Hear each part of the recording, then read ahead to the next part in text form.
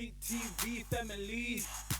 Catch us live on your TV screens. CTV, where we be. Listen, ladies and gentlemen, there's so many incredible things that are happening. And one of the incredible things that are happening is when Mihlali spoke to Divine. And Divine is an author as well as a poet who decided to write an incredible book. It's all about inspiration. So I feel like I just need to stop talking and actually check out what happened with Mihlali and Divine over this fabulous inspirational message. Check it out.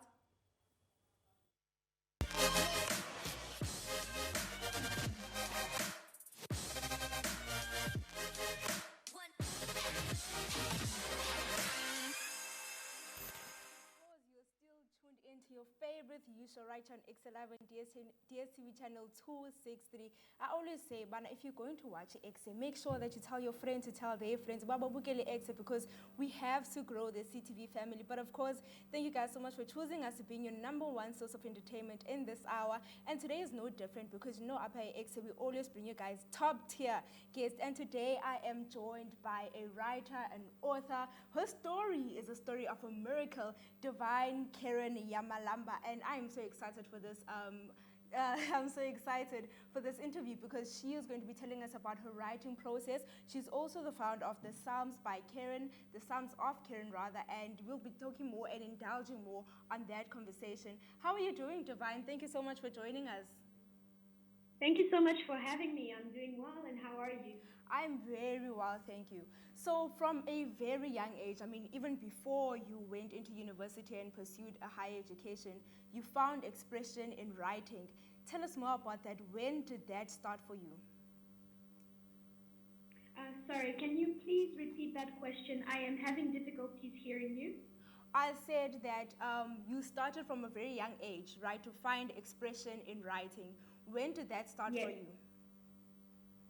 Okay, so my passion in writing really chose me rather than the other way around. Personally, I have started writing since I could barely even know what language was about. I remember my very first toy that my father gave me was a desk and some paper.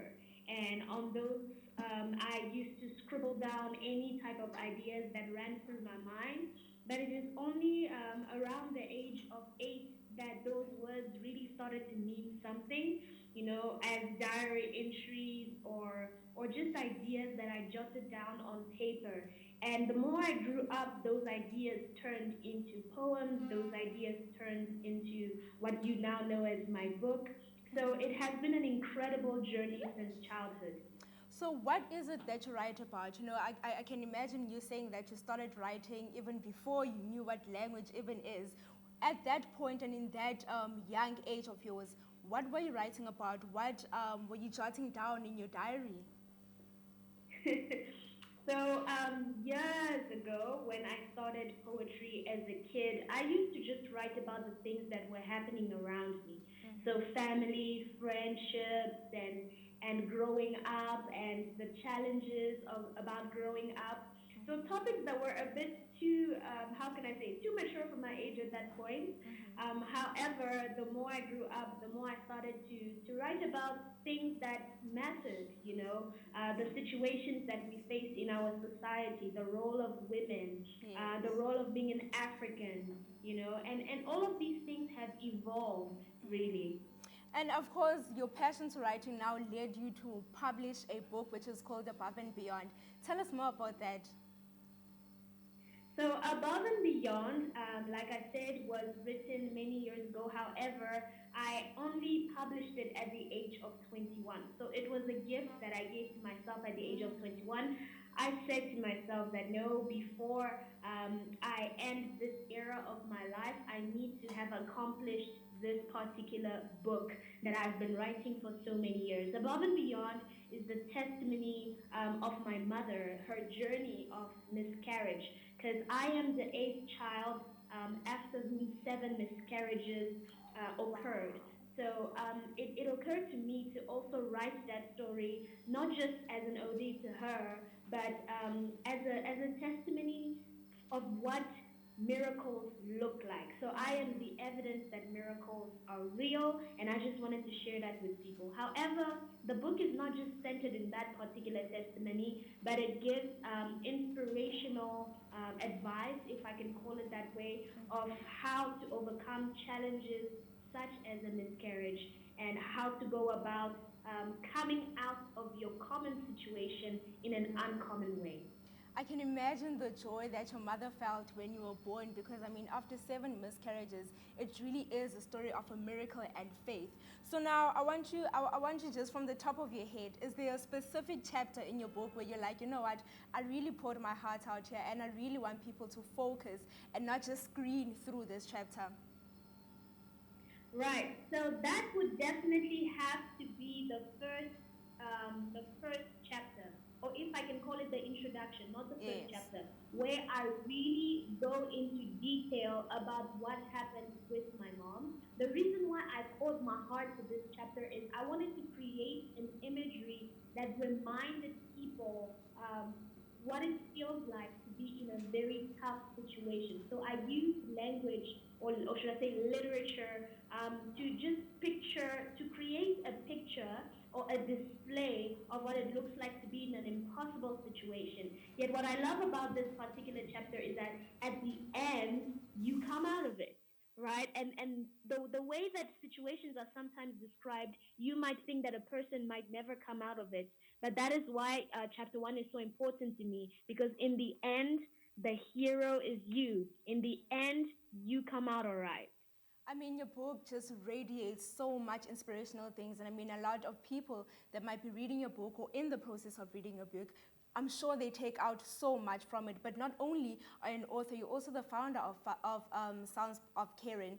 Tell us more about that journey and what that is about. Right. So the Psalms of Karen is my own little company that I started about 3 years ago. So it used to just be a poetry related company. In that way, I would connect poets to events such as weddings or anywhere where their talent would be needed. So it was almost like a network hub where poets would kind of contact me, and from then on they would easily find platforms where they can display their talents. And as the years passed, it grew to a custom writing service provider where we actually write down any inspirational thing, any inspirational thought in the client's mind on paper. So, for instance, those that would like to propose to their loved ones. However, they do not have the correct words for it. We are the ones who actually write down what to say, whether it be a vow, whether it be a speech, we do that for them. And the Psalms of Karen has been there for many years, but almost undercover like, because I am still planning on expanding it in a way that it incorporates so much more than just literature. So for people that want to buy your book, where can they find you on social media and where can your book be bought? So my book Above and Beyond can be found on Amazon. All you have to do is type Above and Beyond by Divine Keren Yamulamba, or just Above and Beyond. But for those of you who are not too sure about online purchases, you can always contact me on my social media platforms. I can be found on Instagram, on Facebook, on Twitter. Same name, Divine Karen. And what we'll do from then, you will just give me your details, and I can literally do a door-to-door delivery for you. Well, guys, you heard it from herself. Divine joined us in studio today for this wonderful interview. Please make sure that you support this young lady that is doing amazing things. But for now, I just think we need to take a quick breather, and we'll be back after this. There is no quick breather, ladies and gentlemen, but I am here in the studio. A big shout out to Mihlali for holding it down, as well as Ulama Limoon. They did the best that they could because, they always bring the fire on the show. Thank you so much, ladies and gentlemen, for choosing us once again to be a source of entertainment. Unfortunately, time is up, but I've had a great time. Hopefully you had too. If you did, don't forget to hop on our socials and let us know. It is Ekse_live on Twitter and Instagram, as well as Ekse Live on Facebook. Listen, I've had a fabulous time on the show. hopefully you have too. If you just joined in, first and foremost, Tumi TV, secondly, Ubugupi, thirdly, actually just go away, I'm joking. You can still catch us tomorrow from the hours of 8 to 9 o'clock right here on channel 260. Whoever's going to be there is going to be giving you guys lots and lots of entertainment, but worry not, because we're not leaving you dry. We have someone in the studio. Luba promised to come through and perform for us, and he did not lie. And so ladies and gentlemen, welcome Uhlasela as he's here to break it down. Let's go. Yeah. Woo. Ngozi Cape Town TV. Ngozi Uno.